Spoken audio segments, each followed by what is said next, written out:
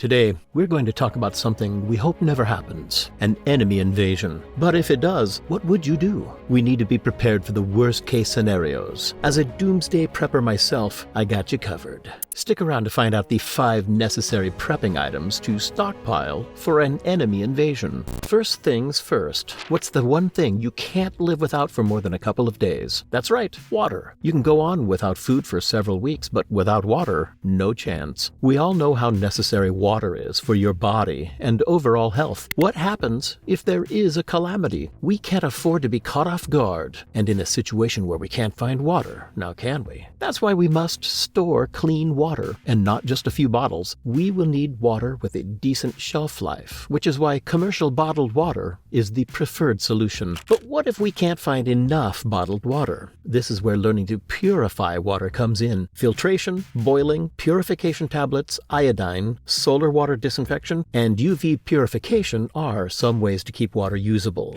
These methods come with their own pros and cons, so have several options available. As a precaution, be aware of rivers, lakes, and public wells near you. You'll never know when you'll be needing them. Most importantly, rotate your water supply after a few months. Water can get smelly, which means it's no use storing them anymore. Make multiple plans to make sure you get your water supply ready in case of an enemy invasion.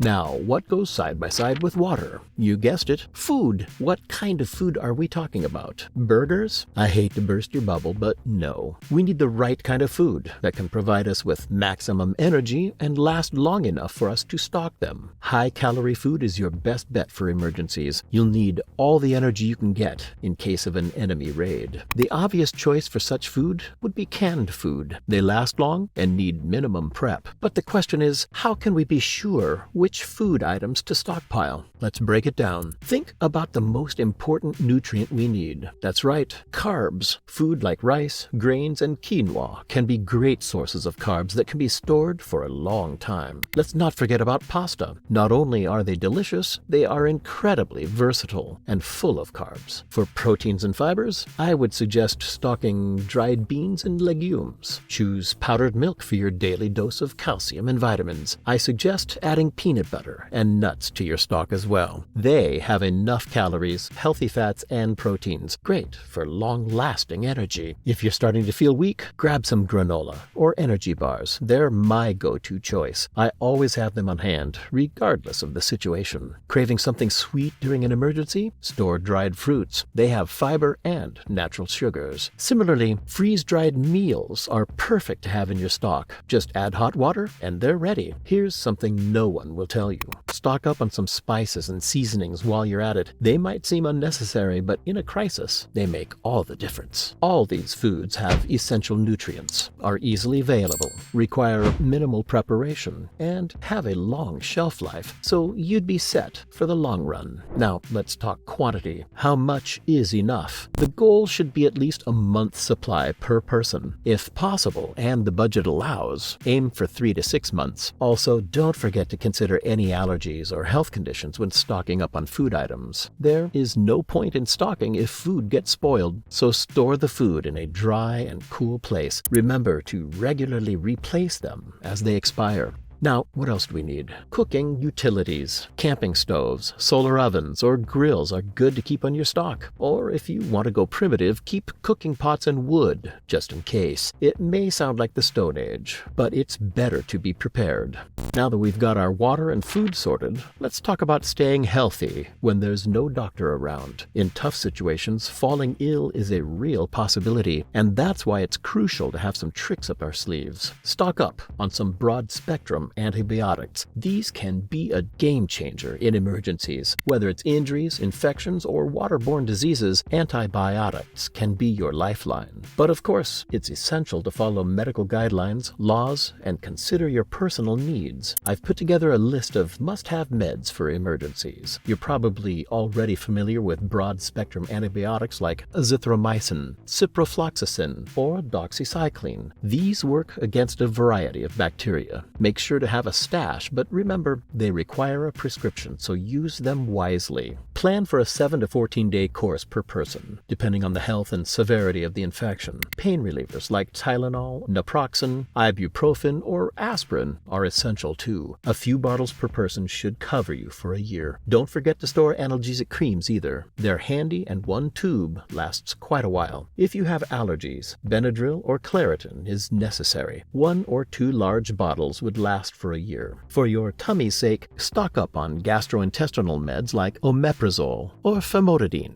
A few boxes or bottles should last a year. Vitamins and supplements are handy in emergencies, so make sure to keep a year's supply with you. If you have ongoing medical conditions like diabetes or asthma, store a 90-day supply. And let's not overlook first aid supplies. Bandages, gauze, medical tape, pain reliever patches, and antibiotic ointment are a must-have in all emergency stockpiles. Remember to store your meds in a cool, dry place and check those expiry dates. We don't want expired meds, right? Most importantly, educate yourself about the use of meds. Don't let anything catch you off guard. Prevention is the key. Focus on hygiene, tend to wounds, and stay updated on public health protocols. Next, we are going to discuss something that is crucial for our survival. I'm talking about personal defense, an important measure even on normal days. First things first, firearms are a must-have. The key is choosing the right one for your needs. In tight spaces, go for a handgun. It's simple to use. Shotguns are great for a wider impact, suitable for both defense and hunting. Rifles, like the versatile AR-15, are perfect for long-range defense and hunting. But here's the deal. What good are weapons without ammo? Let's talk about storing ammunition. How much do you need? I can't give you a one-word answer because there is none. It depends on factors like legal limits and the likelihood of using it. A general guideline is 600 to 12,000 rounds per year. But in a real crisis, we might need even more. Remember, ammo can corrode, so keep it away from moisture. Moisture for ammo is like petrol for fire. Use silica gel packets. Store them where the temperature is stable and keep them off the ground. Ideal storage for your ammo are the ammo cans, and if those are military style, even better. Label them by caliber and type, and keep them in a safe place, away from kids. As a precaution,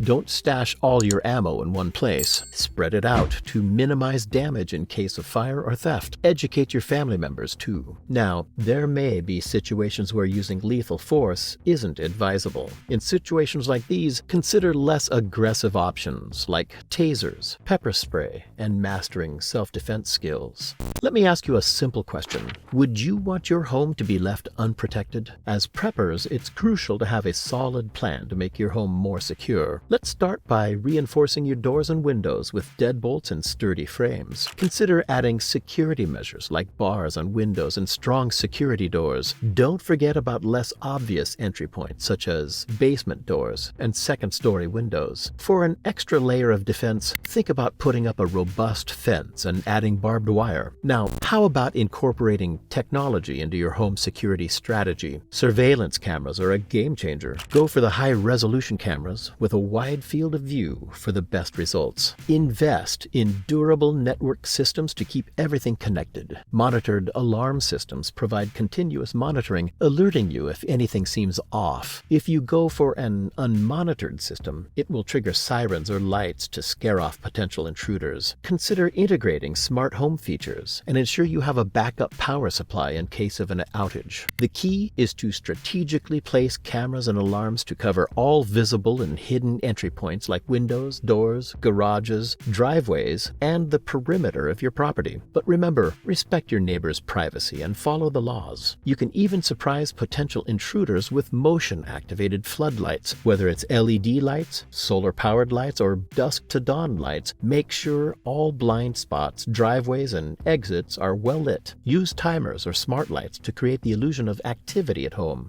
I genuinely hope we never have to deal with any kind of enemy invasion. But still, it's always better to stay on your toes and be prepared. To keep up with everything that's happening in the US and the potential economic problems that can ensue, click the video on screen now.